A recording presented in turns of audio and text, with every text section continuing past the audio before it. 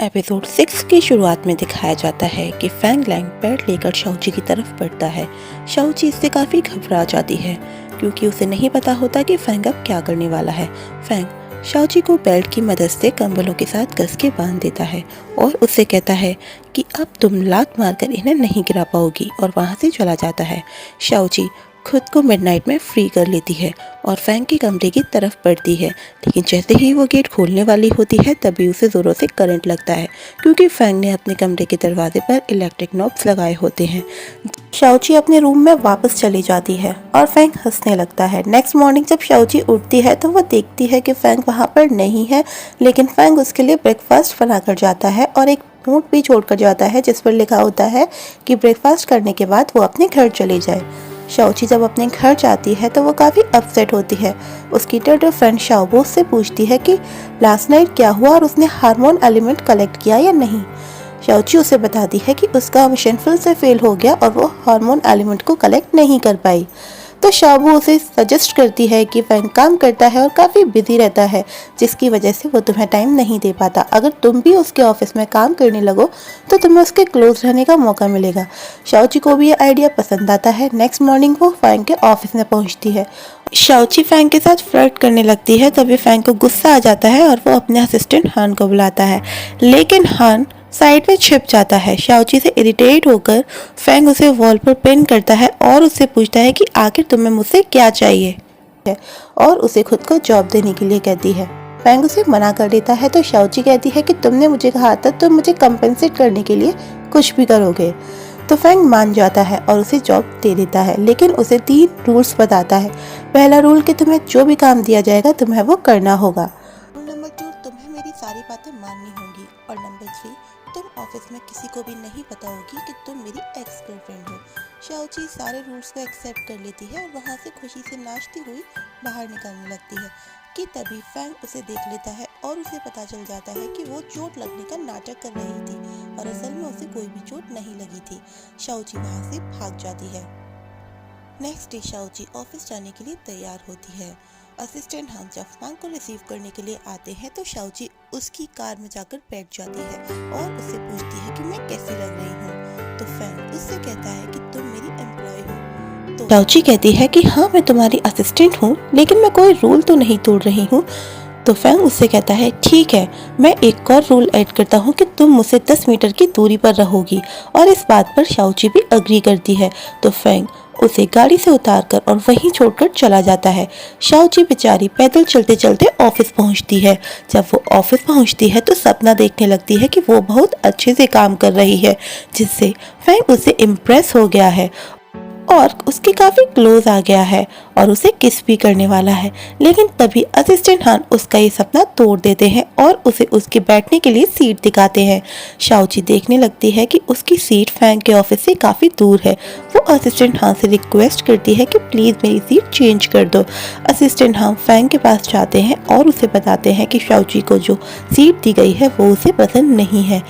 तो फैंग उससे कहता है कि तुम उसके एम्प्लॉय नहीं हो बल्कि मेरे एम्प्लॉय हो, तो मैं वही करना होगा जो मैं तुमसे करने के लिए कहूँगा। और हाँ, शाओची को जाकर ये भी बता देना कि उसके पास सिर्फ 3 चांसेस हैं। अगर उसने 3 गलतियाँ कर दी तो उसे फायर कर दिया जाएगा।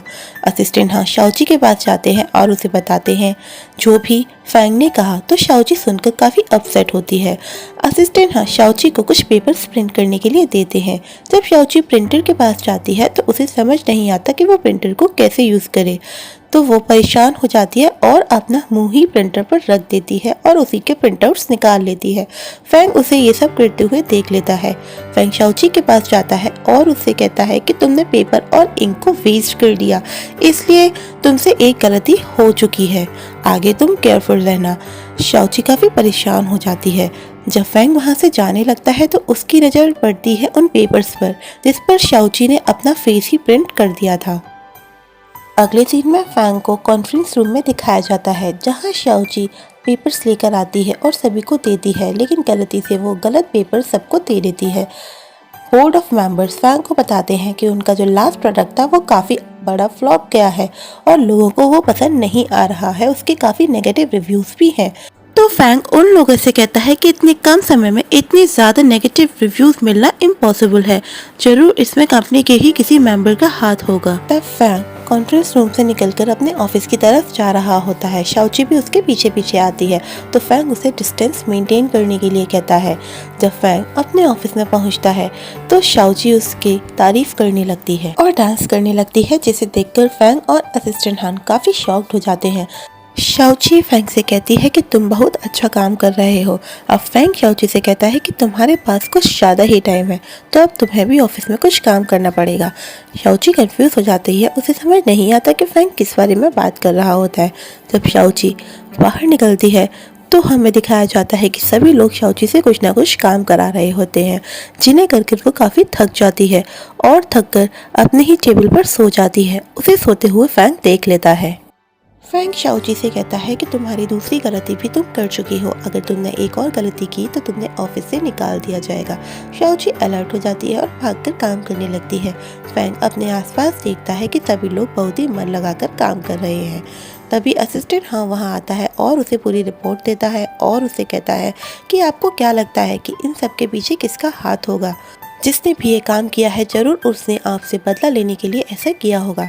तभी दोनों की नज़र पास ही में बैठे अंकल कांग पर पड़ती है, जो अपने फ़ोन में नेगेटिव रिव्यूज़ को देखते हुए हंस रहे होते हैं और दोनों समझ जाते हैं कि ज़रूर इसमें अंकल कांग का ही हाथ है। अंकल कांग जब अपनी कॉफ़ी लेने के लिए जाते हैं तो फैंग भी वहाँ आ जाता है और उनसे कहता है कि मुझे पता है ये सब आप ही ने किया है। अंकल कांग कहते हैं भला मैं ऐसा क्यों करूँगा, हाँ तुम्हारे ही स्टाफ में से किसी ने ऐसा किया होगा, क्योंकि हाल ही में तुमने नए स्टाफ को हायर किया है और तुम्हें उन पर इतना भरोसा नहीं करना चाहिए। तो फैंग उन्हें कहता है ये सब किसी ने भी किया हो मैं उसे छोड़ूंगा नहीं, और वहाँ से चला जाता है। फैंग के जाने के बाद अंकल कांग अपनी सिस और फैंग की स्टेप मॉम को कॉल करते हैं और उन्हें बताते हैं कि शायद फैंग को पता चल गया है कि ये सब हमने किया है। तो उसकी स्टेप मॉम कहती है कि अगर उसे पता चल भी गया है तो भी बिना प्रूफ के वो कुछ भी नहीं कर सकता, इसलिए हमें उससे डरना नहीं चाहिए, और फ़ोन को काट देती हैं। फ़ोन को कट करने के बाद वो अपने बेटे ली को फ़ोन करती हैं, तो उसी समय शाओबू ली के पास जूस की बोतल लेके आ जाती है। शाओ अपने बेटे ली से पूछती है कि तुम अब्रॉड में रहते हो, लेकिन जब भी मैं तुम्हें कॉल करती हूँ मुझे तुम्हारे आसपास हमेशा चाइनीज़ लोग ही दिखाई देते हैं। तो ली अपनी मॉम से झूठ बोलता है कि शाओबू चाइनीज़ नहीं है, इनफैक्ट कोरियन है। तभी शाओबू कोरियन लैंग्वेज में बात करना शुरू कर देती है और वो कोरियन के साथ साथ काफ़ी और लैंग्वेज में भी बातें करना शुरू कर देती है। शाओबू से शाओ इम्प्रेस हो जाती है और उसके बारे में और ज़्यादा डिटेल में पूछने लगती है। तो ली अपनी मॉम से कहता है कि शाओबू अभी बिजी है और वो बाद में बात करेगी, और फ़ोन को कट कर देता है। ली शाओबू को थैंक्स बोलता है और उसे उस कंप्यूटर के पास लेकर जाता है जिसके बारे में वो बात कर रहा था। शाओबू जब उस कंप्यूटर को देखती है तो वो सोचती है कि वो इसे यूज़ कर सकती है, तो वो यूज़ के बहाने ली को वहाँ से बाहर भेज देती है और कंप्यूटर को यूज़ करके उसमें सारी इन्फॉर्मेशन अपने अंदर स्टोर करने लगती है कि तभी ली वहाँ आ जाता है और उसे देख लेता है। तो शाओबू काफ़ी शॉक हो जाती है। ली उससे कहता है तुम तो वाकई में अमेजिंग हो, तुम्हें गेम्स खेलना भी आता है, तुम्हें पेंटिंग भी आती है और तुम्हें कंप्यूटर चलाना भी आता है। तो शाओबू काफ़ी रिलैक्स फील करती है क्योंकि उसे लग रहा होता है कि शायद ली को उसके बारे में सब कुछ पता चल गया है। शाओबू ली को अपने साथ यहाँ लाने के लिए थैंक्स बोलती है। तो ली उसे कहता है कि इसमें थैंक्स बोलने की कोई बात नहीं है, मैं तुम्हारा बॉयफ्रेंड हूँ और तुम्हारे लिए इतना तो कर ही सकता हूँ, वैसे भी कपल्स तो ये सब करते ही हैं। तो शाओबू उसे कहती है और मैंने टीवी में देखा है कि कपल्स तो हग भी करते हैं, किस भी करते हैं और वो साथ में फिजिकली कॉन्टैक्ट भी करते हैं। तो ली उसे कहता है कि तुम्हें पब्लिकली यहाँ पर ऐसी बातें नहीं करनी चाहिए। शाओची जब ऑफिस में काम कर रही होती है तो उसे थर्ड फ्लोर पर कुछ फाइल देने के लिए कहा जाता है। जब वो लिफ्ट से जा रही होती है तो उसे पता चलता है कि लिफ्ट ख़राब हो गई है, तो वो सोचती है कि अपनी मैजिक का यूज़ करके वो थर्ड फ्लोर पर चली जाएगी, लेकिन हर जगह कैमरास होते हैं तो वो अपने मैजिक को यूज़ नहीं कर पाती। अब उसे पूरे दिन ही ऊपर नीचे करना पड़ता है, जिससे वो काफ़ी थक जाती है। जब वो अपने घर पहुँचती है तो शाओबू उसे मसाज दे रही होती है। शाओची काफ़ी अपसेट होती है क्योंकि पूरे दिन में उसे आज काफ़ी सारा काम करना पड़ा। शाओबू उसे कहती है कि इंसानों की लाइफ तो इसी तरह होती है, उन्हें पूरी लाइफ इसी तरह मेहनत करके पैसे कमाने पड़ते हैं। तभी शाओबू की नज़र शाओची के बालों पर पड़ती है। उनमें से एक बाल टूट जाता है तो शाओची और भी ज़ोर से रोने लगती है, क्योंकि लाइफ में ऐसा पहली बार हुआ था जब स्ट्रेस की वजह से शाओची का बाल टूटा था। तो शाओची कहती है इस तरह तो काम बिल्कुल भी नहीं चलेगा। तो वो दोनों कंप्यूटर पर सर्च करती हैं कि एक अच्छा एम्प्लॉय बनने के रूल्स क्या क्या हैं। नेक्स्ट डे हम देखते हैं कि शाओची एक अलग ही कॉन्फिडेंस के साथ अपने ऑफिस पहुंचती है। सभी लोग शाओची को देखकर शॉक्ड हो जाते हैं। शाओची को जब प्रिंटिंग के लिए काम मिलता है तो वो शाओबू को कॉल करती है। शाओबू खुद को प्रिंटर के साथ कनेक्ट कर लेती है और शाओची के लिए सारे पेपर प्रिंट्स करके दे देती है। शाओची एक ऐसी जगह पर जाती है जहाँ कैमरास ना हो और वहाँ पर सारे पेपर्स को अलग अलग करके स्टेपल कर देती है। इसके बाद वो मीटिंग में पहुँचती है और सभी को पेपर्स देती है। इस बार पेपर्स करेक्ट होते हैं। ये देखकर फैंग भी काफ़ी इम्प्रेस हो जाता है। बोर्ड मेंबर्स फैंग को बताते हैं कि रिव्यूज़ की प्रॉब्लम तो काफ़ी हद तक सॉल्व हो चुकी है, लेकिन सेल्स अभी भी काफ़ी डाउन है। तो फैंग उन लोगों से कहता है हमें कुछ ना कुछ ऐसा करना पड़ेगा जिसकी वजह से हमारे प्रोडक्ट की सेल बढ़ सके। सभी लोग अपने अपने सजेशंस दे ही रहे होते हैं कि तभी शाओची भी अपना सजेशन देती है और कहती है कि हमें प्रोडक्ट्स की ऑथेंटिसिटी दिखाने के लिए लाइव स्ट्रीमिंग करनी चाहिए। फैंग उसकी इस बात का सपोर्ट नहीं करता, लेकिन मीटिंग में बैठे बाकी के लोग शाओची की बात का सपोर्ट करते हैं, तो फैंग भी बाद में राज़ी हो जाता है। नेक्स्ट सीन में दिखाया जाता है कि शाओची लाइव स्ट्रीमिंग के लिए तैयार हो रही है और वो फैंग की कंपनी का मेकअप भी यूज़ कर रही है, लेकिन फिर भी लोग कमेंट में यही कह रहे थे कि उसे कंपनी ने हायर किया है और वो अच्छा मेकअप नहीं कर रही है और वो फ़िल्टर यूज़ कर रही है। तो शाओची कहती है कि ठीक है, मैं जिम में जाकर इस प्रोडक्ट की ऑथेंटिसिटी आप लोगों को दिखाऊंगी। अगले सीन में दिखाया जाता है कि फैंग और हैन चलकर आ रहे होते हैं, तो फैंग हैन से पूछता है कि शाओची कहाँ है। असिस्टेंट हैन फैंग को बताते हैं कि शाओची लाइव स्ट्रीमिंग करने के लिए गई हुई है। तो हैन कहते हैं कि हम लोग भी जिम में जा सकते हैं, तो फैंग वहाँ जाने के लिए मना कर देता है। असिस्टेंट हैन वहाँ से चले जाते हैं तो फैंग अपना फ़ोन निकालकर शाओची की लाइव स्ट्रीमिंग देखता है, लेकिन लाइव स्ट्रीमिंग के दौरान उसकी नज़र आने वाले गंदे गंदे कमेंट्स पर पड़ती है। तो वो अपने ऑफिस में जाता है और अच्छे अच्छे कमेंट्स करने लगता है।